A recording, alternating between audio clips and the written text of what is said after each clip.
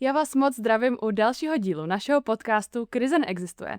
Mám dobrou zprávu, protože jsme se s mámou zatím nerozhádali, takže jsme tady pořád, i když bylo to tak trochu na mále. A všichni znají našeho hosta teďkon jako Miss Czech Republic, ale já si Lucku pamatuju ještě z atletického oválu a z atletických závodů, takže bych chtěla dneska probrat, jaký to pro ní bylo vyměnit to upocený tričko a tenisky za ty vysoký podpatky a svět showbiznisu. Ahoj, Luci. Ahoj. Ahoj, Luzko. A moc děkujem, že jsi za náma přišla. A moje první otázka je, protože se jmenujeme Krize neexistuje, tak jakou jsi měla v posledních dnech největší krizi, nebo klidně týdnech? Krizi, to mě napadá úplně přesně. Já si teďkom se připravuju na státnice a jeden den jsem si vypracovala snad 5 otázek prostě v jednom dokumentu. A já jsem potom vypla notebook a neuložila jsem si to. A v tu chvíli, kdy jsem to udělala, tak mě oblilo takové vedro. Říkám, no tak to snad ne. Neštěstí, ty notebooky už jsou prostě nějaké moc chytré. A když jsem ho pak znovu zapla, tak mi to napsalo, že jsem měla nějaký neuložený soubor a to mě úplně jako spasilo. Ale to byla asi největší krize, když jsem to fakt jako zaklapla. A teď jsem si řekla, ne, já to budu muset dělat znova. Tak to mě fakt jako oblilo, no. Kolik času tě to stálo? Jako byly to takové třeba 3 hoďky. Jako není to nic extra, ale furt jako 3 hodiny práce, no. No a já teda trošičku posunu někam jinam. Krize neexistuje. Myslíš, že krize existuje? Nebo neexistuje? Myslím si, že existuje úplně u všech. U někoho možná trošku víc, u někoho míň, ale nejsme roboti, aby jsme krize neměli. Takže já krize mám a nebojím se to přiznat. Ale my s nimi bojujeme. Přesně tak. Jakou jsi měla ty, mami, krizi v posledních dnech? Drobných krizí přichází celá řada.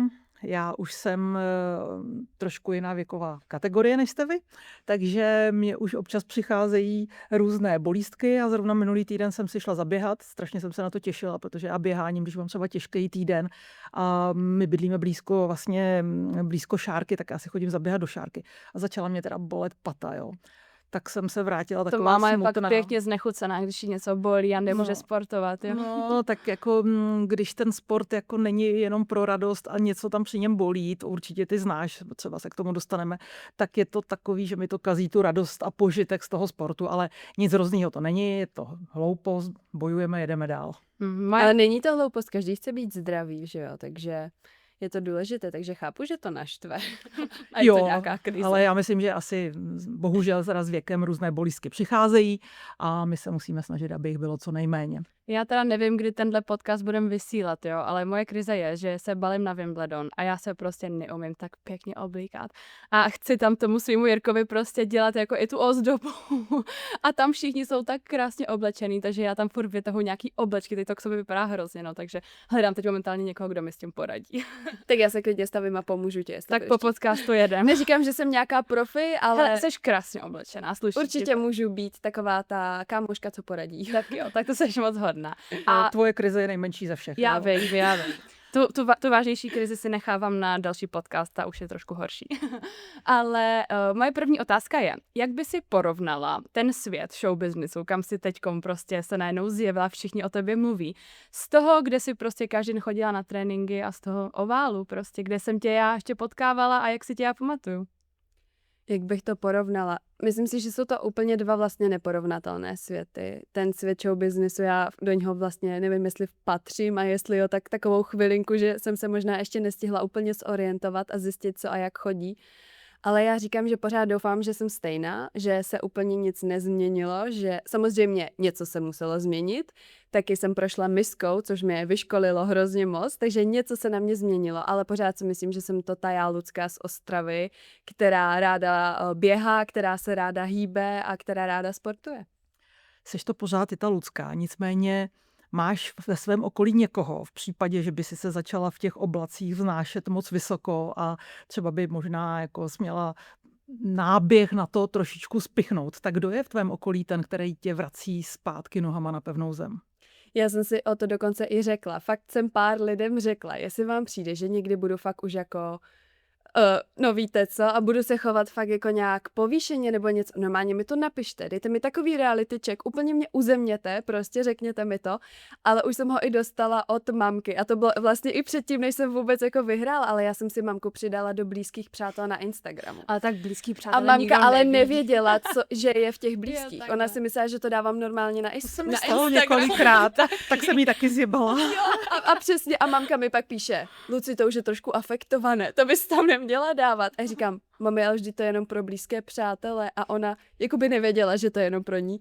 Tak mamka mi dala už takový reality check, ale jo, pár lidem jsem řekla, že si jim přijdu někdy už nějaká jako too much, jak se říká, tak ať mi dají vědět. Ale já si myslím, tím, že si to takhle uvědomuje, tak to asi nikdy ani nepřijde. Tak doufám, zaklepu, ale uvidíme. Ale je pravda, že já jsem taky takhle, už si nepamatuju, co to přesně bylo, ale něco takového tajnějšího nebo tak, prostě dávala na ty close friends a volá mi máma, co jsi to tam dala, prostě to tam nemůžeš dávat. A říkám, mami, vidíš tam to zelený, to jsou close friends.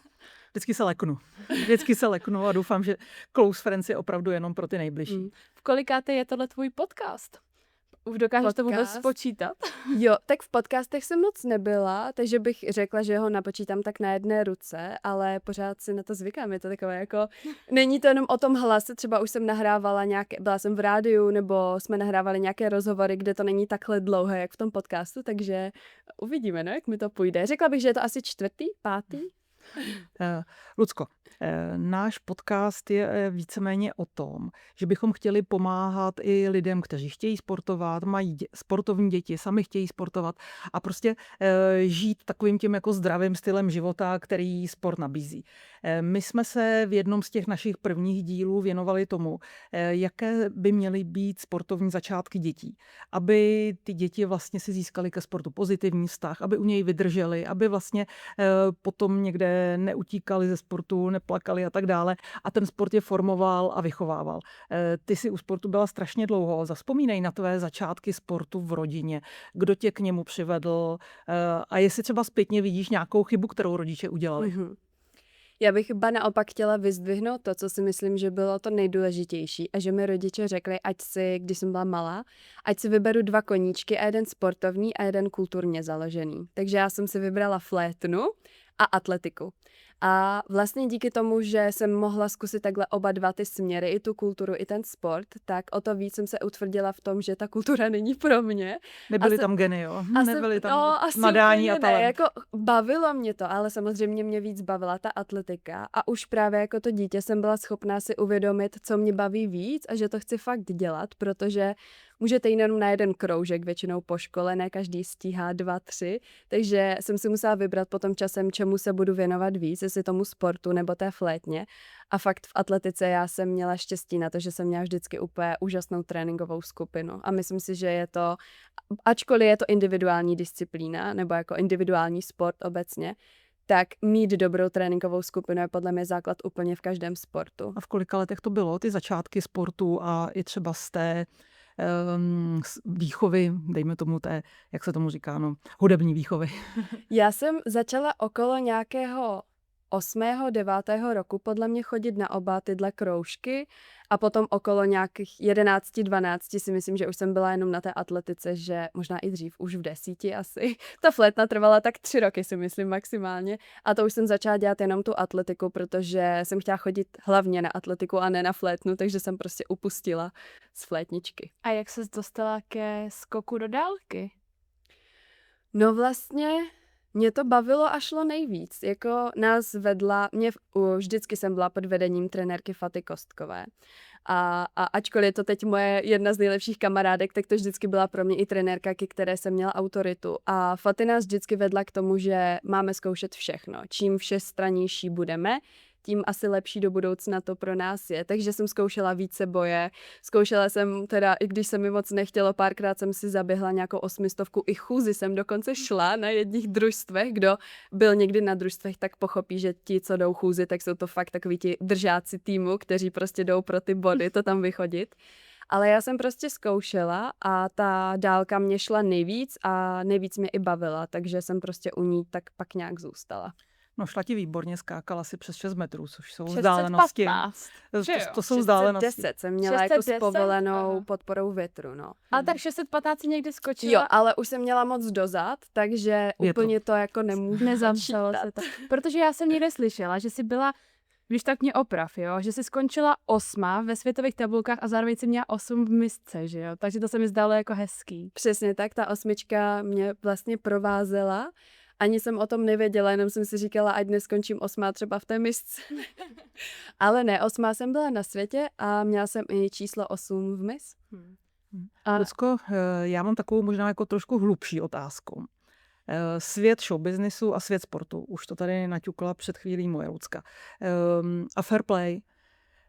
O světě showbiznisu se úplně jako nemluví ve smyslu, že to je vzor fair play. Naopak jako ve sportu přece jenom to fair play převažuje, i když i tam se občas dějou věci, které vlastně do sportu nepatří. Zavnímala si rozdíl toho klimatu, to třeba, že za tím úspěchem ve světě showbiznisu se jde někdy, dejme tomu, ne úplně férovými prostředky a pravidly? Tak určitě to vnímám a asi mě to štve nejvíc, protože v atletice nebo obecně ve sportu, když na to nemáte, tak můžete být naštvaní jenom sami na sebe a můžete si dát trénink navíc, v posilovně začít víc makat a víte, že když to ve vás je, tak na to dosáhnete. Ale tohle úplně ve světě showbiznisu fungovat nebude a asi nikdy nefungovalo. Nemáš to ve vlastních rukách. Že člověk to doopravdy neovlivní. Ta krása je hrozně subjektivní, takže vy, To když jsem se taky někomu chtěla nelíbíte, zeptat, tak no. doopravdy nemáte s tím, co dělat. Ale když nejste dostatečně rychlí, tak víte, co udělat pro to, abyste zrychlili. Ale abyste se někomu začali líbit víc, myslím si, že to je jakoby náročné, no. protože to je vlastně, ty skočíš nějaký výkon, skončíš, víš, kolikrát asi skončila, je to jasně daný, ale ta krása je subjektivní. Tak jaký to je vlastně, když tě najednou někdo hodnotí takhle, že to není tak jasně daný, jak v tom sportu, jak my jsme třeba zvyklí a mně to takhle jako je příjemnější. Tak štve to člověka, korami ne, ale zase já si myslím, že právě ten sport mě naučil, že ne všechno si jako musím brát nějak osobně. Jsem zvyklá na to, že každý závod se nepovedl, nebo že vždycky se něco nepodařilo a to si snažím i právě vzít do toho světa té krásy, toho světa showbiznisu, že ne každému se musíte zalíbit a uvědomíte si, že důležité je se líbit těm, které vlastně vy máte rádi, kterým vy se chcete zalíbit. A bylo by zvláštní, kdybych se líbila úplně všem a všem jsem byla sympatická a jejich nejoblíbenější, takže jo, vadí mi to někdy prostě, že některé věci nejdou ovlivnit, tak jak třeba v tom sportu, ale prostě musíme se naučit hrát s tím, jak to je. A tobě vůbec někdy chodí nějaký hejty? To si neumím představit, proč by holce jako tobě někdo psal něco zlýho. Tak hejtři se podle mě najdou vždycky u každého. Buď to vnímáte nebo nevnímáte, já jsem pár negativních komentářů taky schytala, ale říkám, já mám ráda konstruktivní kritiku, myslím si, že je to nejdůležitější, co vás dokáže posunovat dál, takže pokud by mi někdo napsal, ačkoliv něco negativního, ale slušně, chtěl to nějak probrat, tak já s tím nemám vůbec problém a už se mi to i párkrát stalo, že jsem třeba takhle nějakou negativní věc začala rozebírat, ale pokud je to vyloženě nějaká urážka, ke které nemáte co říct, tak si myslím, že ani jako bych se k tomu nemusela vyjadřovat, nebo akorát tím potěším toho člověka, že si to vlastně přečtu a přecházím to. Ale jo, hejtři se asi najdou u každého. Lucí, naším cílem je, abychom třeba tu mladou generaci nejenom holek, ale i kluků, motivovali ke sportu nebo k pohybu obecně. To je určitě věc, která je v životě strašně důležitá. Nicméně ty jsi si díky sportem vybudovala nebo vytvarovala i krásné tělo. Nebudem si nalhávat, to prostě tvoje tělo bylo jedním vlastně z důvodů toho, proč si tu misku vyhrála. Myslíš si, že třeba to, že sport formuje hezky postavu holkám, nebo většina sportovních disciplín to tak má, takže by mohla být motivací pro ty holky, aby sportovaly? Prostě některé holky třeba nechtějí vyhrávat závody, nepotřebují skočit přes 6 metrů do dálky, ale chtějí dobře vypadat. Myslíš si, že by to mohl být motivátor začít se sebou něco dělat, abych dobře vypadala? Určitě. Nevím, jestli konkrétně ta atletika, ale jako hýbat se obecně, co jiného by mělo pomoct s postavou než pohyb. A myslím si, že v dnešní době je tolik holek, co chce třeba zhubnout nebo být vysportovanější nebo silnější, takže bych jim určitě doporučovala se hýbat. A je to hlavně hrozná očista pro to tělo, nebo já alespoň, mně se někdy nechce cvičit. Jako mám ty dny, kdy se mi nechce, ale stejně vím, že když do toho půjdu, tak se pak budu cítit o hodně lépe. A prostě tohle bych všem doporučila. Zkuste se kousnout, zkusit to, ale zároveň já jsem zastánce toho, že nesmím ty lidi strašit, stejně tak jak s ekologií. Nemůžem říkat, a když nebudete třídit, prostě bude tady tohle špinavé a tohle, ale spíš dejte důvod, proč třídit. A stejně bych to tak viděla i s tím sportem. Já bych nestrašila lidi, že nebudou mít zdravé postavy a nebudou vypadat dobře, pokud nebudou sportovat, ale spíš bych to řekla jako proč sportovat, jaké jsou ty benefity, co z toho můžou mít, takže jo, za mě určitě doporučuju. A ještě jedna doplňující otázka. Ty sama jsi prošla dospíváním, pubertou a prostě přirozenou změnou figury, což je u holek spojeno s věkem. Jak ti třeba sport pomáhal tato období nějakým způsobem překlenout, protože nevím, jak jsi to tak měla ty, ale třeba přirozeně holky někde okolo toho 15. roku věku, kdy jdou do puberty, každý to má věkově trošku jinak, tak naberou, bojujou s tím. Jak se tohleto projevovalo na tobě, nebo si takhle úžasně vypadala vždycky? Já musím říct, že jsem byla možná ten opačný typ, který vlastně nikdy úplně nedospěl. Já jsem doopravdy v 17 pořád vypadala jak 13-14 letá holčička a doma mi říkali, že jsem jak záchodový pavouk. Já jsem doopravdy neměla žádný tvar ženský, já jsem neměla prsa, boky, zadek, nic. Samozřejmě zadek mi potom narostl v posilovně, když jsem dělala přemko a další cviky, ale já jsem asi tohle nikdy úplně řešit nemusela, protože jsem geneticky měla nějak dáno, že ve mně někdy taková ta velká žena asi úplně nebude. Ale chápu, že hodně holek se s tím potýká, je to asi těžké se s tím nějak vyrovnat, ale zase je to úplně přirozené. Nikdo nemůže čekat, že ve 20 budou mít holky postavu jak 14leté, takže nemůžu k tomu asi říct nic úplně ze svého života, protože já jsem touhle fází asi úplně neprošla. Samozřejmě tělo se mi taky změnilo, ale ne tak radikálně. A co třeba si na sobě potřebovala tím sportem vybudovat, dobudovat, aby právě si byla nějaký idol krásy pro tu misku? Ty jsi mluvila o vyposilování zadku. Lucka vypadala i předtím takhle, já si ji pamatuju, takže ona jako já si nemyslím, že se tolik změnila, ne? Já si taky nemyslím. Mně možná tak ty svaly trochu opadly, protože už aktivně netrénuju tolik, jako jsem trénovala, takže ty svaly samozřejmě splasknou a trochu se zmenší. Hodně lidí mi říkalo, ty jsi zhubla a já říkám, no jako možná, ale úplně omylem a ne tuk a ty svaly.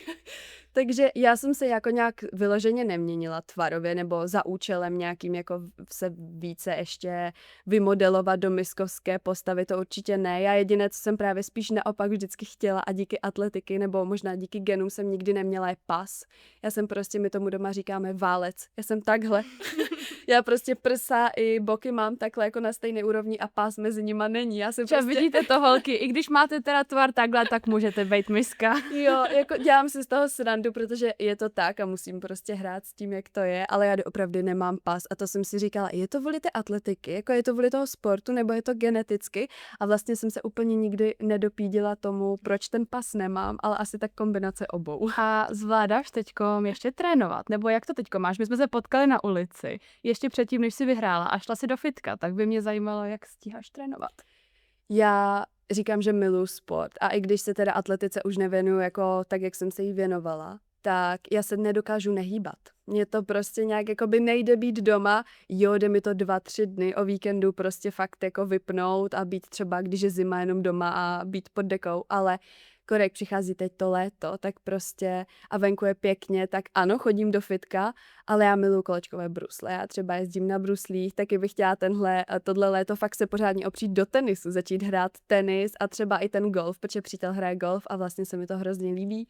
Takže já se hýbu, sice už ne úplně na nějaké úrovni, jako jsem se hýbala předtím, ale já se neumím nehýbat. Lucko, mě by zajímalo, co pro tebe bylo třeba těžší ve smyslu jako takové té práce sama na sobě. Jestli vyhrát mistrovství republiky, Lucka říkala, moje 3krát Lucka. po sobě si vyhrála republiku. A nebo se dopracovat k vítězství na miskách. Co, když se ohlédneš za sebou, nebo za sebe, tě stálo víc práce? určitě ten sport. Já neříkám, že v misce jsem to měla zdarma, to určitě ne. Taky jsem na sobě makala, ale už jenom když se podíváte na ten čas strávený zatím, abych získala ten titul, tak v misce jsem se tomu věnovala od ledna, nějaký půl rok prostě příprav. Ale ta atletika jsem začala v 8, v 9, jak jsem říkala, a nikdy jsem nebyla ten typ, že jdu do závodu a chci doběhnout zdravá. Já musím říct, že jsem v sobě vždycky měla tu dravost a chtěla jsem porážet ostatní a chtěla jsem vyhrávat, takže už odmala jsem se snažila do těch tréninků dávat všechno, nikdy jsem nebyla nějaký flákač, takže určitě ta atletika mi dala více zabrat a bylo to náročnější dosáhnout toho titulu tam. A dokázala by si říct, je to asi nereálná otázka, jo, ale co je teda pro tebe víc, kdyby jsi mohla vybrat jenom jedno, jestli teda budeš ta miska, anebo budeš ta atletka, co má ty tři medaile zlatý? Já říkám, to jsou úplně neporovnatelné světy, každého si moc vážím toho titulu a úplně bych se nechtěla vybírat. Jsem hrozně ráda za oba dva a oba dva v mém srdci už mají místo, ale říkám, dosáhnout těch atletických titulů bylo těžší. Misí krása je na nějaký kousek života, sport je na celý život. Jak vidíš třeba svoji budoucnost v době, kdy slezeš z přehlídkových mol a přestaneš chodit do podcastu a zase se vrátíš do toho normálního života? Máš třeba se sportem ještě jiné plány, než to, co jsi tady říkala, že by si chtěla zkusit golf a zahrát si tenis a třeba budeš mít na ten sport zase jednou víc času? Já bych ve sportu chtěla být a chtěla bych ho právě spojit i s tím světem krásy. Já jsem říkala, taková úplně nejideálnější varianta je, kdybych mohla být nějakou modelkou pro Pumu, nebo pro On Running, nebo prostě pro nějakou sportovní značku a úplně bych takhle krásně propojila ty dva světy. Ale já už jsem právě i před miskou říkala, že bych chtěla být sportovní reportérkou. Hrozně by mě to bavilo. Taky. Já jsem vždycky říkala. Budeš já už konkurence. Já už jsem to řekla tolikrát, že už to můžu říct možná i znova, že bych chtěla nahradit Žanetu Peřinovou. Nic proti Žanetě, ale to je úplně práce mých snů. Prostě být v té atletice, jezdit na ty akce, tím, že jsem v ní jakoby vyrůstala, tak tomu rozumím. Chudák Žaneta teď.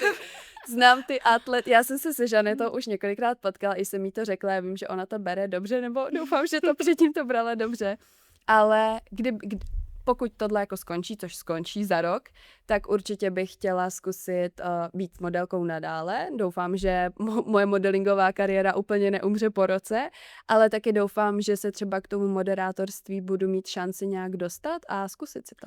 A chceš proto dělat něco víc, než že prostě přijde nabídka, třeba aktivně nějaký kurzy nebo nějaký trénink, protože samozřejmě ona je to práce jako každá jiná, že se v ní člověk musí zlepšovat, musí na sobě pracovat, tak chceš proto něco dělat navíc? Jo, já doufám, že i dělám. Nejenom, že chci. Já jsem třeba byla na kurzu od paní Tománkové, která nám říkala, jak správně mluvit, jak vlastně přednášet, třeba jak udržovat oční kontakt, který je hrozně důležitý při těchto rozhovorech. A taky jsem měla tu šanci, že třeba v Ostravě, tím jak je to moje domácí vlastně zázemí, tak ve Vítkovicích mi dali šanci třeba i dělat rozhovory na Zlaté Tretře. S Duplantisem, že jo? S Duplantisem, dokonce 2 roky po sobě jsem měla tu čest se s ním takhle vidět a něco si s ním říct, takže já beru úplně všechno, co mi přijde do cesty, já zkouším, nikdy nevím, jestli mi to půjde nebo nepůjde, ale pokud to neskusím, tak to taky nezjistím, takže tak zkouším a uvidím. Máš nějakého vysněného, a nemusí to být sportovec, někoho, s kým by si chtěla udělat si rozhovor? Já jsem měla hrozně dlouho fakt toho Duplantise a mně se to splnilo, protože to pro mě bylo úplně takové nedotknutelné, fakt jako světový rekordman, olympijský vítěz, takže to se mi jako splnilo. A teďkom mě vlastně ani nenapadá někdo další, pořád ho asi beru za někoho, i když se s ním uvidím třeba letos na Tretru nepřijede, ale pokud přijede třeba ten příští rok, tak pořád to bude někdo, asi ten pro mě jako nejvíce nedosažitelný a nejlepší sportovec, no. Já bych se asi chtěla trošku podívat na na ten konec té atletiky. Vlastně, co bylo to, proč jsi teda přestala a jestli potom to tady trošku ještě víc proberem, vlastně, jaký to bylo potom, že ty si hned nešla do Miss, ty máš nějakou práci, měla si to přesně, nevím, tak se tě chci zeptat. Já jsem s atletikou skončila a bylo to, možná to může působit ze dne na den, a ono to ve výsledku fakt i bylo. Nebylo to něco, co bych jako nějak dlouho plánovala, že tady v tu dobu jako budu končit. Já říkám, já jsem měla úplně úžasnou tréninkovou skupinu a díky nich jsem podle mě byla tak dobrá a vydržela tak dlouho. Ale potom se nám ta skupina začala rozpadat a bylo to úplně normální, protože najednou jsme potřebovali víc chodit do práce, protože většina z nás už třeba chtěla začít bydlet sama a potřebuje si vydělat na nájem nebo na nějaké věci kolem a v Česku úplně není jednoduché se tou atletikou živit. A to jsme měli hodně otázek na tohle. Jestli jsi s atletikou vlastně živila? Já jsem nějaké finance z atletiky měla, ale nemůžu říct, že by to bylo něco, co by mě udrželo prostě při životě a platilo to moje nájem. Já jsem zároveň do té doby nebydlela mimo domov jako rodičů, takže jsem žádný nájem nemusela platit, ale přece jenom člověk, když je mu 20, už chce mít takovou nějaký svůj příjem a chce z něčeho vlastně žít. A ta atletika to úplně nezvládala pokrýt a já si nemyslím, že jsem byla nějaká tady úplně špička špiček, ale přece jenom prostě do té extraligy jsem patřila právoplatně a ani tam se ten člověk prostě jako tím neuživí. Nezdá se ti to nespravedlivý? No nespravedlivé, jako tak jsou podle mě sporty, které jsou na tom ještě hůř, takže si úplně nemůžem stěžovat, ale jsou sporty, kde se to zase pak třeba tenis, hokej nedá vůbec srovnávat. Takže mrzí mě to. Já si myslím, že to mrzí asi všechny atlety v atletické komunitě, co se s tímhle problémem někdy potýkali, že vlastně někdy přijde ta fáze, že se budou muset rozhodnout, jestli obětou nějakou část svého života a ještě prostě nebudou vydělávat a zkusí makat ještě pár let. A nebo pak je ta možnost, že fungují ty sportovní stipendia v zahraničí, kde právě hodně atletů odchází studovat do zámoří, protože tam mají prostor se té atletice věnovat, můžou u toho studovat. A tu nabídku jsem vlastně dostala i já. Akorát já jsem se v tu dobu právě tak nějak jsem měla problémy s tím, jestli mě to vůbec uživí, jestli se jednou tou atletikou budu živit, jestli chci odjet na 4 roky prostě na jiný kontinent a žít tam. Do toho jsem se tady zamilovala, takže jsem nechtěla opustit svého Ondru. A bylo to tak jedno s druhým a fakt jsem se jeden den rozhodla a řekla, a taky jsem byla předtím zraněná, takže už jsem měla trošku takové období, kdy jsem nepodávala ten nejlepší výkon v závodech a bylo to opravdu jedno s druhým a řekla jsem si, že nechci zůstat v Česku a být takovým tím hobíkem a to nic proti hobíkům. Ale když už jsem se dostala na nějakou tu úroveň, tak jsem prostě nechtěla spadnout. A říkala jsem si, tak buď odjedu do té Ameriky a bude to všechno úplně jako boží a pojedu bomby, anebo prostě uzavřu kapitolu sport a zkusím si najít nějakou práci, zkusím se dostat právě do toho reportérství, zkusím se do toho sportu vrátit prostě nějakou jinou cestou a tak jsem taky učinila, skončila jsem. Neptejte se, jestli toho lituju, občas, ale jo, no, prostě jsem se tak rozhodla a už je to nenávratné. Ty jsi se na určitém rozcestí vydala jednou cestou. Myslíš si, že kdyby si zůstala u atletiky, sadila všechno na jednu kartu, a já vím, že to je těžké u sportovců, kteří prostě hledají tu svoji budoucnost a to, aby se o sebe uměli postarat, že tvůj sportovní potenciál byl naplněn a teď tím myslím, jestli třeba byla šance, aby si se opravdu zlepšila ještě o tolik, aby si se dostala, dejme tomu, na mezinárodní mítinky, na akce už na úrovni třeba minimální české reprezentace? Já si říkám, že jsem možná měla počkat do těch 23, protože v té atletice je vlastně super, že oni ještě rozlišují tu jednu kategorii, že už z juniorek rovnou nemusíte jít do žen, ale můžete se dostat na ty mistrovské akce do těch 23 let, což je vlastně ještě taková ta vstupenka a šance se chytit, než budete vhozeni do opravdu té jako velké atletiky mezi muži a ženami. Takže si říkám, že možná mám pocit, že můj potenciál byl využit naplno, protože přece jenom to, čeho jsem dosáhla, si myslím, že je fajn a úplně toho nedosáhne každý, ale přece jenom, co když jsem mohla víc, co když ještě něco přijít mohlo, takže jasně, že mi to trochu hlodá a říkám si, možná to byla škoda, ale zase kdyby to tak nebylo, tak třeba vůbec dneska nesedím tady, vůbec nejdu do mis a vůbec právě třeba nemám ten vztah s tím přítelem, s kterým jsem teď. Takže všechno se stane kvůli něčemu, ale jo, říkám si, možná do těch 23 jsem počkat mohla. To už se nikdy nedozvíme. To už se bohužel nikdy nedozvíme. A myslím si, že to nedopadlo špatně. Ne, to jako zase určitě nechci říkat, jako že se tady lituju, že jsem měla sportovat dál, ale kdybych takhle mohla svému mladšímu já dát nějakou radu, tak bych mu řekla, když neodletíš do Ameriky, tak se z tebe nemusí stát hobík a můžeš to možná do těch 23 zkusit i tady, což já jsem v tu chvíli vůbec neviděla. Já jsem buď viděla, odletím a budu jako profi atletka, nebo skončím. A možná bych tam takhle ještě vsunula tu jednu myšlenku, možná ještě i tady je nějaká cesta. No, já jsem se tě chtěla zeptat, když jsi dělala tu atletiku, snažila jsi zase nějak rozjíždět Instagram, spolupráce a takhle, protože je mi jasný, že asi potom, co jsi vyhrála, těch nabídek bude jako spousty a byly i předtím? Já si myslím, že mě k tomu Faty vedla hrozně dobře. Ona nám vždycky dělala reelska z tréninku, fotila nás. A já vím, že mi i Ponoholek jako z jiných klubů vždycky říkalo, my vám tu trenérku závidíme, ona vás u všeho tak točí. Já a musím něco natáčí." říct. Jeden trenér, já nebudu říkat, kdo to je, tak on tvoji trenérku úplně miloval. On říkal, že to je tak krásná, já ji miluju. Tak mi řekni, kdo to je, to vystříhnete. Po podcastu.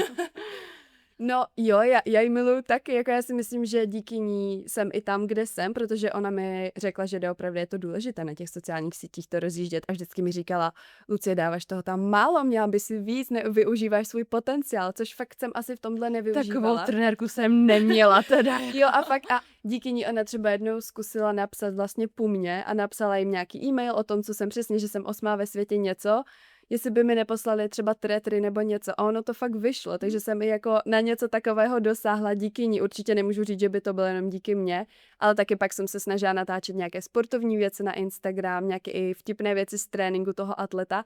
Takže jo, vedla, nebo snažila jsem se ty sociální sítě mít i předtím, ale teďkom to vnímám, že je to ještě důležitější, že teď je to fakt takové moje SROčko a nechci říct, že se tam prodávám, ale jako prezentuju se a vlastně ukazuju, co můžu nabídnout. Takže v atletice to spíš byla taková sranda a zpestření pro ostatní, ukázat jim, jak funguje atletický trénink, ale teď už je to spíš taková jako práce, no. A není to pro tebe trošičku džungle, protože ta změna musí být velká. A máš případně nějakou jako strategii, jak se profilovat? Ať už na těch sociálních sítích nebo obecně v té obchodní části života, což v tuto chvíli můžeš a máš k tomu otevřené dveře. Strategie? No, popravdě nemám. Já ti když tak poradím. Jako pořád jsem v tom nová a cítím se v tom nová, takže já dělám to, co jsem dělala předtím. To, že teď z toho třeba něco můžu mít, je vlastně jenom bonus, protože doteď jsem všechno dělala zdarma a jenom proto, že jsem opravdu chtěla. Ale asi je potřeba si nad tím i jako sednout a nějak se zapřemýšlet. No jestli třeba je nějaká spolupráce, která, i když by ti zaplatili fakt raketu, že bys to prostě neudělala. Víš? Jako co bych neudělala, asi i z nějakého morálního hlediska bych nepodporovala nějaké kuřtyčinky nebo nějaké alkoholy a tady tyhle věci, ale jinak je, že bych byla proti něčemu úplně takhle nějak, asi mě nenapadá. Tohle je asi nejhorší, čím se fakt jako nestotožňuju a nešla bych do toho teda, no. Ty jsi evidentně milá, hodná holka, taková neskažená. Nebojíš se, že tě třeba bude chtít někdo v té obchodní části zneužít, využít, vydělat na tobě? Umíš říkat ne? Jo, já si myslím, že nejsem blbá. Teda, to si myslet můžu, ale pak pravda může být jiná, ale já vím, že mám kolem sebe lidi, kteří mi dokážou pomoct a poradit, ať je to organizace Miss Czech Republic, která vlastně nám pomáhá ty práce hledat, schvalovat všechno, tak i my blízcí se pohybují v tomhle světě celkem a jsou mi schopní poradit, jestli jo nebo ne. Takže myslím si, že blbá nejsem a říkat neumím, ale někdy je to těžké, někdy se nechám trochu zlanařit. Takže oni jsou jakoby tvůj manažér? No, jako kdo oni? Já jsem se chtěla zeptat, jestli máš manažéra. Tak jak jsi říkala, že Miss Czech Republic, agentura, nebo jak vy jim říkáte? Jo, tak paní Makarenko je vlastně i naše manažerka. Ona nám doopravdy ty práce jako hledá, různé modní přehlídky, spolupráce nám dohazuje, takže určitě je i mojí manažerkou. Ale nejenom mojí, ale i ostatní holek. Takže jo, jakoby asi můžu říct, že mám manažerku. Holky, pojďme to teď trošičku otočit a budu se ptát já vás dvou. Vy máte obě své přítele. Obě máte své přítele, řekla jsem to správně. Ty máš Jirku, ty máš Ondru. Mě by zajímalo, kdy od nich potřebujete takovéto obejmutí, kdy vám prostě není úplně dobře, kdy potřebujete prostě tu chlapskou oporu, kdy prostě se ti něco nepovede, nebo máš těžký den a funguje tam ten chlap jako ta skutečná opora. Mě by zajímalo, jestli se shodnete na stejných situacích. Tak já začnu. Tak určitě první je, když toho mám hodně v práci a prostě nestíhám, pak třeba na sebe ani nemáme čas a vlastně je to takový, že přijdete jako unavený a jen chcete prostě jako obejmout a říct, hele, já tě mám rád a takhle jako podržet. A potom asi hodně mě Jirka pomáhá v tom, že já jsem taková, že mě mrzí, když někdo mě jako bezdůvodně třeba nemá rád a píše ty zlý komentáře, tak on mi vždycky vysvětlí, proč to tak je, že mi třeba jenom závidí, že to vůbec není o mně. Tak v tomhle jako mě vždycky hodně on podrží a pomůže. A teď, co si naposled vzpomínám, když jsem si pobrečela, bylo, že mě už prostě 3 měsíce bolí noha, nemůžu běhat, tak jsem z toho fakt špatná. A teď jsem právě jela od doktora, myslela jsem si, že už mi řekne, že budu moc běhat a on ještě, že ne, tak jsem přijela. Jak jsem ho viděla, tak jsem se hned rozbrečela a tak mě prostě podržel, řekl, že to bude v pohodě, že budu běhat a tak. Takže tak to mám já, jak to máš ty? Jo, asi podobně. Já taky, za co jsem nejšťastnější a vlastně nejvděčnější. Já mu říkám, že já jsem dospěla, ale on je dospělý ultra pro max prostě. Až vždycky mi dá takový jako dospělácký nadhled nad nějakou věcí, že mnohdy třeba něco moc řeším, nebo něco se stane a vlastně to není tak jako velké a on mi řekne, ale neboj, hele, je to tak a dá mi fakt takový ten rodičovský nadhled nad věcí.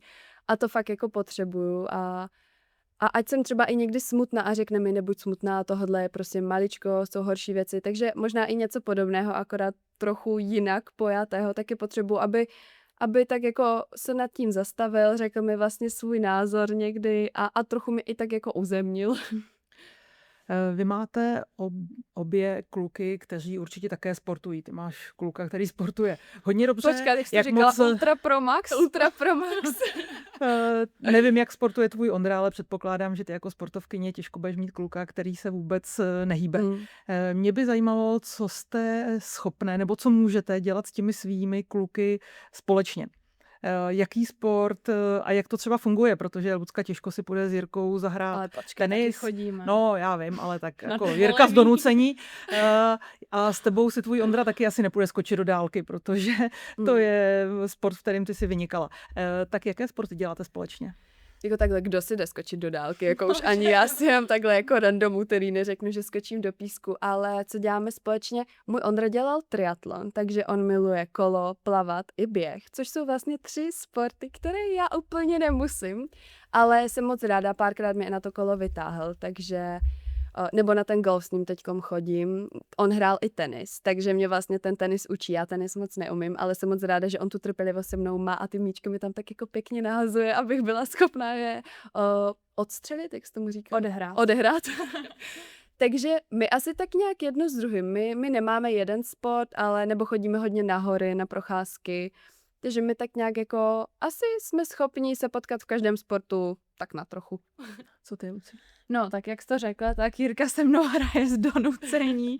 Chudák má jediný týden snad dovolený za celý rok na Maledivech a já ho vytáhnu na kurz, no tak nadšený asi nebyl, ale když jsme měli třeba takovou aktivnější odpočinek, on teda jako třeba 2-3 dny jenom, tak jsme vyrazili na kolo, taky na nějakou procházku. Vlastně jsme na běžky. Na který si se mnou nikdy nechtěla, tak s Jirkou to najednou jde. A s kým jiným než s mamkou na běžky? Počkej, to je hrozný, to nejde. A potom běháme spolu. Když třeba měl nějakou kondiční část, tak jsem s ním běhala a to je super, že tam mu jako fakt stačím. A no, takže jsme spolu běhali. A řekla bys, že jsi lepší běžec? Jo, jako já technicky asi jo, ale Jirka je rychlej. Technicky asi jo, jako na sprint nebo na nějakou 100, 200 si myslím, že nebo jsem přesvědčená, to se nejde vůbec porovnávat, to on je jako strašně výbušný a má fakt sílu a je strašně rychlej. Ale zase, kdybychom měli běžet fakt třeba nějakou jako 10 nebo takhle, tak tím, že ty na to jako každý den trénuješ, tak je možný, že by mě třeba předběh, ale podle mě by pak týden byl úplně s nohama nahoře vyřízený a určitě bych nemohl trénovat a já bych byla jako v pohodě. Jako, jestli se dokážeš držet jako jeho tempa, tak si hustá. To já bych jako u svého Ondry úplně nedokázala, ačkoliv jsem atletka, ale já bych právě jako do 200 pak už tuhnu, takže tak to seš dobrá. Ale ono možná ty tenisti, oni neběhají tak jako atleti, víš, tak oni běhají ty vějíře po tom kurtu, takže to je úplně něco jiného, no.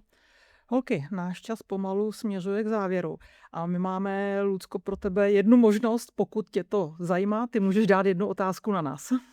Já jsem nad tím přemýšlela, na co se vás zeptám. A vím, že rodiče většinou radí svým dětem celý život, ale jaká je rada, která Lucka dala tobě? A ty jsi řekla, aha, vlastně mé dítě mi dalo super radu. No já nevím, jestli je to rada, ale já si myslím, že moje generace by si od vás mladších měla brát to, že vy jste víc otevřený novým příležitostem, my už jsme takový zajetý v tom svým. A já to teda budu citovat doslova, ona říká, mami, nebuď zaprděná. Takže vlastně já se nad tím pak musím zamyslet a říct si, no, jako něco pravdy na tom je, protože já přece jenom mám trošku problémy s těmi technologiemi a s těmi novými věcmi. Blízcí přátelé. Jo, a vždycky dostanu kartáč a vlastně jako nebejt dopředu zablokovaná k těm novým věcem je Ale určitě seš. důležitý. No trošku jsem, Jako ale k tomuhle podcastu jsi furt zablokovaná. takže si píchla do vosího hnízda. Je to přesně téma, které u nás doma je živé. Já k tomu mám své vysvětlení, ale to až někde jindy, takže mami, nebuď zaprděná, to je asi jako Ale rada, která u nás se často opakuje. jo, tak takovou odpověď jsem nečekala, ale dobrý. A Luci, na tebe jsem si připravila. Ty už na to vlastně tak trochu i odpověděla, ale kdyby si se neživila tím, co děláš, co by bylo tvoje vysněné zaměstnání? Tak moje vysněné zaměstnání by určitě bylo ten sport. Aby mi ten sport vydělával peníze a mohla bych prostě 2krát denně trénovat, ale bohužel to každý nemůže.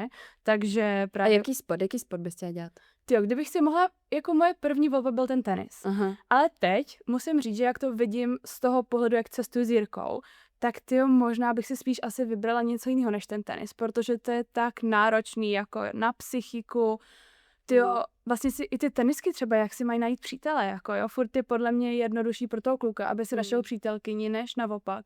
Takže teď zpětně bych už neřekla tenis, dřív bych určitě tenis řekla, ale já bych řekla tu 800. Kdybych se mohla živit 800, tak to by byl dream. To není, ale tak určitě třeba, jak jsi taky říkala, no, moderovat nebo něco určitě se sportem a zároveň u toho být vidět.